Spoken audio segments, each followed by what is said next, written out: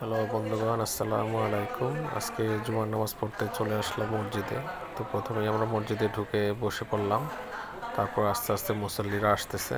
তো আজকে খতিব সাহেব রোজা সম্বন্ধে বয়ান করতেছে। খুব ভালোই ছিল আজকের বয়ান। রোজার ফজিলত সম্বন্ধে, রোজায় আমাদের কী করণীয়, যেহেতু আগামী পরশুদিন থেকে মাহে রমাজান, সেই জন্য রোজায় আমাদের কী কী করণীয়, কী করা যাবে কী করা যাবে না, এ ব্যাপারে হচ্ছে।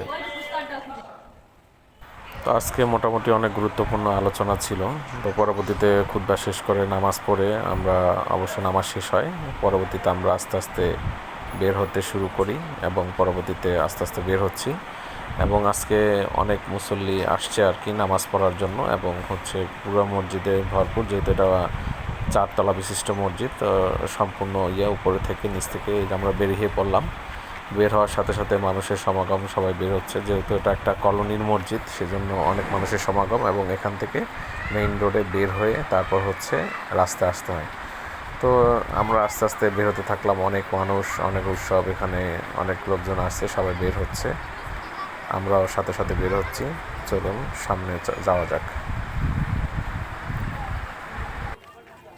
বের হয়ে আমরা দেখতে পেলাম এখানে বিশাল বাজার বসিয়ে রাখছে লোকজন, যে বিভিন্ন কেনাকাটা, যেহেতু রমজান মাস চলে আসছে সেই জন্য বিভিন্ন ফল, খেজুর, বাজার ঘাটের সমাহার। আর এখন ইদানিংকাল দেখা যাচ্ছে প্রত্যেক মসজিদের সামনে জুমার নামাজের পরই সব জায়গায় এরকম বিস্তৃত দোকানপাট নিয়ে বসে থাকে, যেহেতু রমজান মাস সামনে। খেজুর এটা আসলে খুবই মূল্যবান একটি খাবার রমজান মাসের জন্য।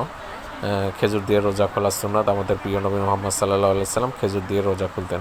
তো ভারী রকমের বিভিন্ন রকমের হচ্ছে খেজুরের পসরা সাজিয়ে বসে আছে।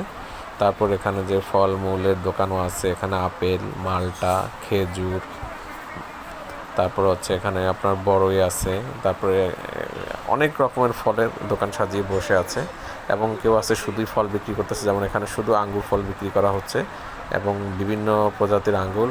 তো সবশেষে আমার কাছে আশ্চর্য লাগছে, এই ফলটা কি আসলে আমি এভাবে চিনতে পারিনি। আপনারা যদি কেউ চিনে থাকেন এই ফলটার নামটা কি, সেটা অবশ্যই কমেন্ট বক্সে জানাবেন। তো সব কিছু মিলিয়ে নামাজ পড়ে বের হয়ে বাজার থেকে একটু কিছু হালকা পাতলা কেনাকাটা করলাম, তারপর আস্তে আস্তে সামনে দিয়ে গেলাম। তো সব কিছু মিলিয়ে খুব ভালোই লেগেছিল। এই যে আনারস রোজার মাসের জন্য, মাশাআল্লাহ অনেক ফল এসে বাজার সমাগম হয়ে গিয়েছে।